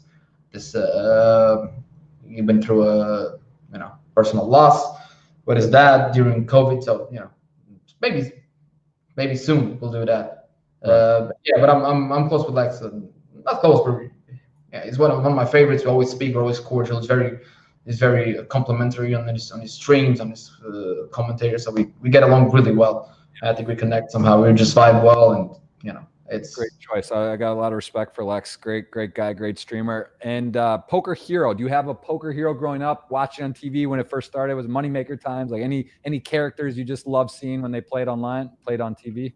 I think we always in basketball everybody wanted to be like Mike, and poker everybody wanted to be like Phil Ivey, you know. And there he was the man at the time in all these televised games. He was so above, you know, his shoulders above everyone. So I think Phil Ivey was the only really poker hero. And then you had a bunch of guys that you really you know, they really follow, that you really like. But I think Ivey was the only one that really stood out that I wanted to be like, you know. Right. Fair enough. I can relate to that for sure. I think that's a consensus. Favorite movie and poker movie. Do you like any? I mean, do you have any? I feel like this is kind of, there's not many options for poker movies. But I've barely watched. This is embarrassing, but I've barely watched Rounders, and that's the only one I've ever watched. Yeah, I know the lines that I've watched it, but I'm not really a movie guy, so I'm not that kind of guy. You know, that guy that knows all the lines, and I know the check all night kind of thing. You know, I've watched it a little bit, but I'm not that guy. I'm not really that big into movies. Right. More into reading music. I'm super into. I see a question here. What's your favorite motivational song, or do you have like one you love to like start off the day with? I don't start off with that because I just get into this you know, take everybody's head kind of mentality, which is not great to play. But I used to watch or hear it for the last years of my pro career. I always listen to that before coming to play, which would be Eminem's 8 Mile. Mm-hmm. So I that's still my favorite. This is the one that still gives me the goosebumps whenever I wanted to, you know, get into that destructive mode and just super motivated mindset. But it's a child, you know, like a teenager years kind of music. Right. I always listen to that one before basketball games. So yeah, it's a special one in that case. Very cool. This year, I don't like to play in that mindset anyway. It's not that good. You ought to chill a little bit. You know, you ought to be. Sometimes you need some patience. You're just listening to the old, you know, all Eminem mixtapes, or into this. You got to see some flops, or else you start. You gotta relax a little bit. Sometimes you gotta relax. I'm 31. You know, I gotta chill a little bit. You can't go Eminem mixtapes for the whole grind. It's gonna go crazy. I don't listen to music that often while I play anymore. And for sure, what is your favorite? Oh no, I'm sorry. I wanted this one about live or online. Let's just say, you know, you could only do one moving forward. Live. Now I would go. Well, not now because of the pandemic. Maybe I will go back to online. The choice. I don't have to travel as much. But live, I think live is where I have the most fun now. And probably it's where I'm the best. I think I can my skill set live is actually better than my skill set online. Live is just more fun. And there's more components, and it's a purest form of poker where you have all this. You don't have any shards when you're playing live. You have to play, and there's a lot of, you know, the live component, the live tells, the social atmosphere. You get a lot of vibe from people. Who's about to spaz? Who's about to not? I think the game gets so much more deep. I think it's I don't know. What do you like? It's tricky for me. I mean, I'm just so biased with Twitch, and also I think the fact that, again, like travel expense, all that, you know, having a kid now, being able to play online quickly and easily. I think it's tricky, but fundamentally, I think if like take everything else out, I think I prefer live. There's something about it, getting chips in a live tournament deep for a major event. It can't really replace that, but you know, it's tricky. It is a tricky question. I think there's just so much. It's a layered question, and I think you do remember most of your final tables live, at least the big ones, the big moments, the big pots. You don't remember many online. You know that you won this or you did make this big score, but go back into this specific hand that you probably don't remember any. And live, you can just say so many of them. Yeah. So sometimes you look at a guy's face, you know, I know played this hand with you at this place. We're in this part of the room. Like it's so more vivid, you know. It's a great point. That's one of the questions here. What is your best score in a multi-table tournament? Let's take. I know you're live for 750 plus there at the World Series of Poker, winning a bracelet. What about online? I got a 400K in the Pillow main event that we put last year, and then I got a bunch of 200s, 250s, 300s. They have a lot of I got the 750 to 400, then between 100 and 250, it's very compact. I got a bunch of them. Luckily, I can't really absolutely. Yeah, I can't really say many of them. What about your best poker moment? Let's take away score. Maybe you were heads up with a buddy in a tournament that you chopped or won, or any ridiculous, like what's your best? Let's take the World Series World Series 750K bracelet out of it, just because that's so obvious, so powerful. Give me something else. Well, I'm gonna give two. The 10K that I just took down in the Nottingham, it was from 250K score. I've done a couple of those, but I was consciously enjoying the moment, especially after one. I always had a great time in Nottingham. I don't know, it's not the glamorous city, but I just like it. My fiance liked it. We had a bunch of fun. We know a bunch of veggies restaurants, it's really cool. And I was consciously just focused on having fun and just enjoying the moment. I took it down as a really tough 3-handed with Alex Foxen and Cale Burns. That was a really tough one. That was cool. Both of them were super hot too. They still are. So that was a cool one. But the best memory I have, it's from this super glamorous tournament called $75 from Full Tilt from way back in the days. They used to run at 11 in the morning, London time, and that I used to catch a little bit of late break after I finished my basketball tournament practice. And the tournament would finish around 3, and my 2 a day would be at 5 o'clock. So I could always play that tournament if I felt like it.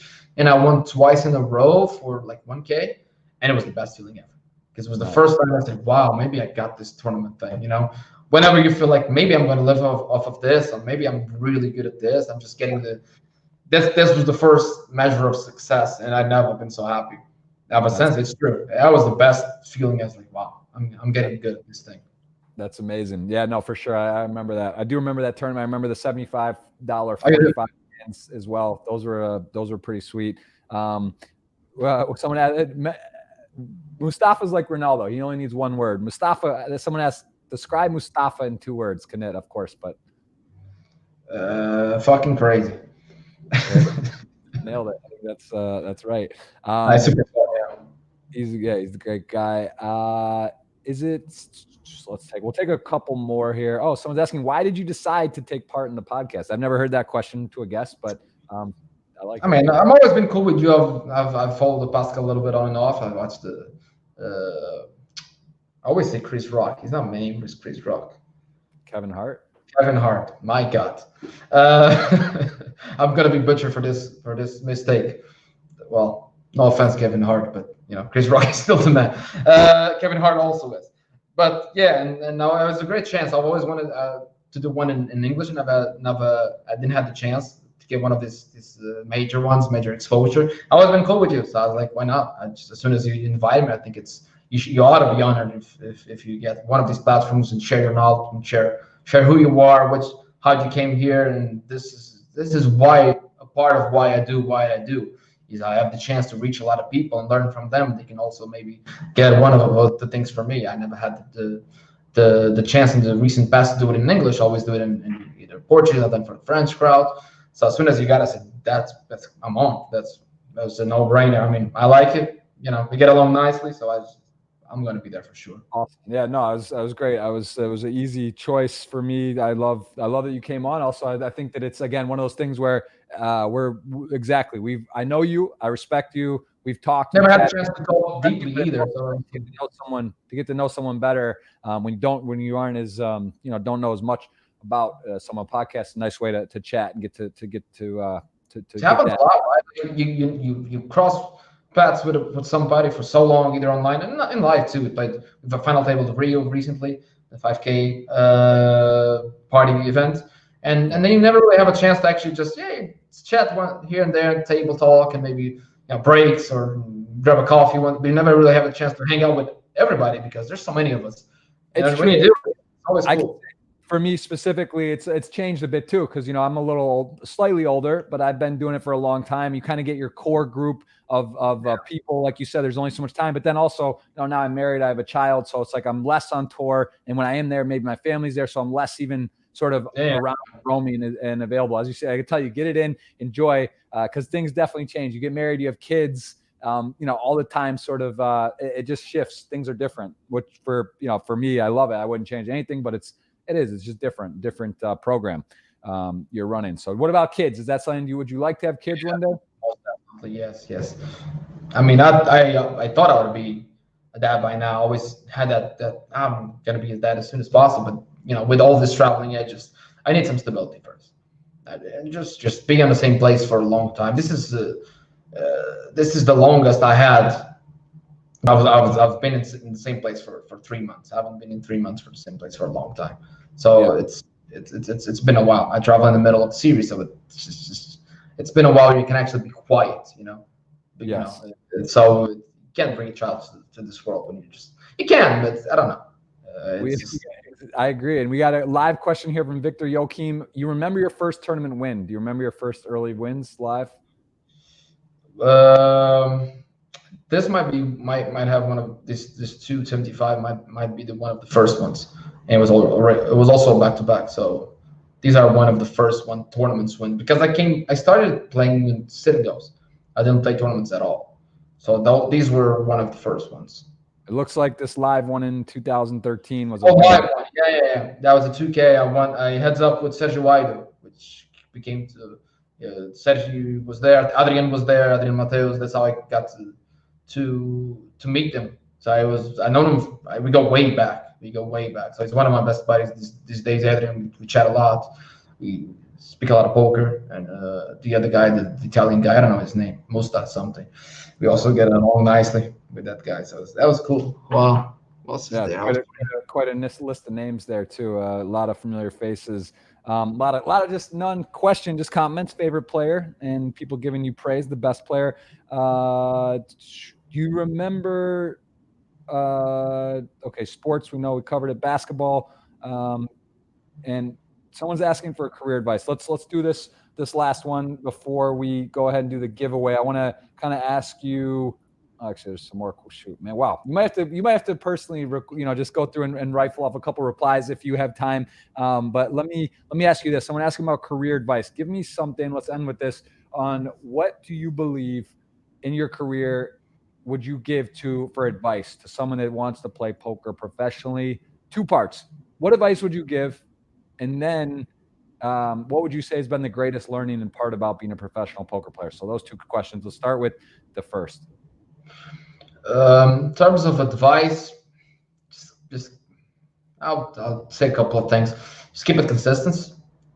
The results don't come now. The whatever you're working on, usually you will manifest. Whatever is happening to you now is probably results of what you've been doing in the recent past, or actually in the past for the last 1, 2, 3, 4 years. So just keep it going, keep the ball rolling, keep it working, keep it consistency, because the results will not show up right away. But if you just keep it going, eventually they will. I think that the consistency will be one of them. And I'll just keep it simple. Just say just keep it, and then just give a second advice and just say just keep it basic. Just treat I love that quote from Jay-Z. Just treat every day like it's your first day. Just don't forget why you started this. This is something that I had to remind myself recently, and I just completely reshape all my career. Just when I started, I just wanted to learn, just wanted to have fun, and then you just start winning all this, and you have all this goals, and it puts all this pressure, and you forget. If you just keep it this basic, things will work out for you. Just cultivate the love for the game, keep it passionate, keep it fun, and just be consistent. If you're just consistently in love with the game, who's going to be the guy that really loves this and really works so hard, so consistently? It's very hard. It's very hard. If you're somewhat close to the same level of abilities, it's very hard. So just love what you do, and just do it all the time. Absolutely. And give me what you love the most about poker and what you do. Obviously, you played basketball at a high level. You're obviously very intelligent. You're very focused. You're a very motivated person. What is the reason you've stayed in poker versus trading or doing some other type of business? Why do you believe that you have stayed within poker, and what do you love the most about what it's done for you as a person and your career? Why? Maybe I've been just stupidly lucky, but I once watch a speech of Steve Jobs at a university graduation, some kind of one of those things where they have the, funny hat. And he said a really cool quote is, in all matters of the heart, you'll know when you find it. And I just find it, I don't know, all of a sudden I just fell in love with the game. I fell in love with basketball, I fell in love with poker, I fell in love with all different endeavors that I'm trying to pursue and for the rest of my life. And as soon as I don't think I found poker, I stumbled into poker and I love it so much. I don't really have a reason. You don't have a reason why you love something. You just love it. It's hard for you to explain. Why do you love your wife? Probably have to think about it. You find a great adjective, but you just love her. You just love whoever you love. That's what it is. I didn't just fell in love with the game, and that's the great blessing that I had. And I never lost that, and I don't think I ever will in the near future. And especially I've learned so much with this game. The various, I think that the game is a little micro cycle for what life is too. Sometimes you work hard and things don't work out. Sometimes you don't work hard and things work out. You'll encounter different persons throughout your life. You'll face different types of person in poker. You'll see honest people, you'll see scammy people, maybe you'll see really cool people. And poker told me to just do your best and just treat every day like it's a really important one. And you will, bad things will happen to you. Good things will also happen to you as well. But if you just keep it consistent, just keep working hard, eventually things just work out. And I think it's one of the best things that poker teaches you, because basketball does not. If you do really well, if you play really well, you will have good results. Maybe your team gonna lose, but you will have a good game. You will score good. You'll have a good percentage. In poker, not really. And poker resembles a little bit more like about life than basketball, because you can do a good job and not have a direct result of that good job, and just have to be happy to do that good job.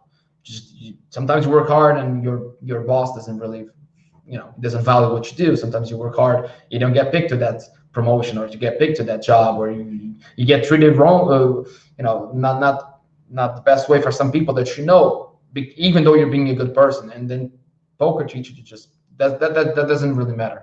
I agree. I think it really is. I think poker is one of the biggest metaphors in life. Like, you could just, the parallels, the comparisons, the winning, the losing, the ups, the downs, and being able to just sort of to embrace life as a whole. I think it really aligns with a lot of day-to-day lessons and ways of learning. And now I forgot this, and how you control your emotions is so key. I use this emotive. I don't know. It's really you just boil in no water. No, I didn't need a little water. And now I'm so calm, and it teaches you to deal with yourself. All your emotions, you have to kind of just process it and learn about yourself.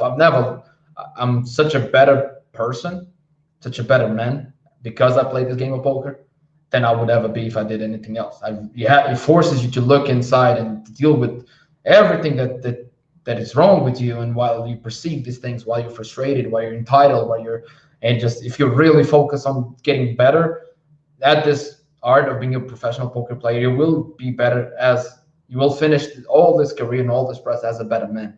And that's what I've been raised to. So I think I'm just, through poker, I'm becoming a better man, and that's the best thing that poker ever gave me. Cool thing, I get a couple of bucks too. So yeah, that's just a little bonus. It's pretty sweet. All right, well, that's a great way to sort of go through and end up here. And again, we took a lot of the questions, guys. I appreciate you. If you asked a question, you are going to be eligible for the ticket. We're going to go ahead and select someone. I'll let João, who I'm not pronouncing exactly right. Say it out loud for everyone, Joe, because it's hard. That little accent, which isn't even on there. I know it's above the A. It's tricky. Can you pronounce your name out loud? João. There we go. That's actually, I think we're getting closer. We're gonna copy this. I think we covered a ton. I really, again, appreciate the time. I think we got to know you better, learn about your journey, your career, and some of your successes and what you are as a person and what your goals are. So really appreciate it. Let's go ahead and do this giveaway, and then I'm sure we'll cross paths at the tables online, if not live, hopefully soon. So again, thank you so much, and let's do this giveaway. All right, thanks for having me, and stay safe. Right? It's this thing. That's one thing we never used to say, but now we have to say, just stay safe. I hope I see you soon. Yes. We're all happy. And rest in peace, Mike. We all love you, Mike. Mike is Man, the greatest. Yeah, I can't say that enough. Really, again, that does happen. He was on my podcast a couple months ago. No, I didn't even know he had any kind of sickness, and I think that's one of the. I think he had was cancer. not him just a few months. Look at the shirt you're wearing, Kobe Bryant. You know, he's one of the most famous, recognizable, just all around great guy. People love him, worship him, and you wake up and the next day you just don't. There's no guarantees in life. At any point, you got to live it to your fullest and do your best, and just there's no guarantee. That's what we can say. I think the best way we can do is just keep it. I'm just going to keep the same thing that I always wanted to be. I wanted to be like Mike. Now I'm just changing mics. Now if you're just warm-hearted and just as nice as Mike, Mike, he was so nice to everybody. People don't. Really small relationship with me. He was super nice. It's hard for somebody who's always smiling, and it's the only person actually asked for a photo because he was so nice. So. Great guy, absolute legend, great guy. Rest in peace, Mike Sexton. And again, you're right, absolutely. Just no guarantees, and we got to try to do your best at all times. I think that's one of the 4 agreements. Do your best, and let's keep it moving. Let's keep it positive. And thank you again. So why don't we roll on this? You tell me when, and I'll go ahead and someone's going to win this ticket. Oh. Boom. Here we go. So let's see it loading up database. Thank you for all the comments, all the engagement. We had over 50 live people checking it out today. It was really appreciated. This will be out on all the audio outlets, iTunes, Spotify, all the good stuff as well. This will be for your viewing delight on YouTube, the video recorded, which we did live. So I appreciate that. We got our winner coming in right here. I think it's a new one. I don't believe I've seen this, and there it is. So, that's that. So we'll message here and we'll say thank you to João, and I'll catch you at the tables, man. Congrats on all your success, and then I wish the best moving forward as well. Thanks for having me. It was great. Cheers, man. Thanks so much.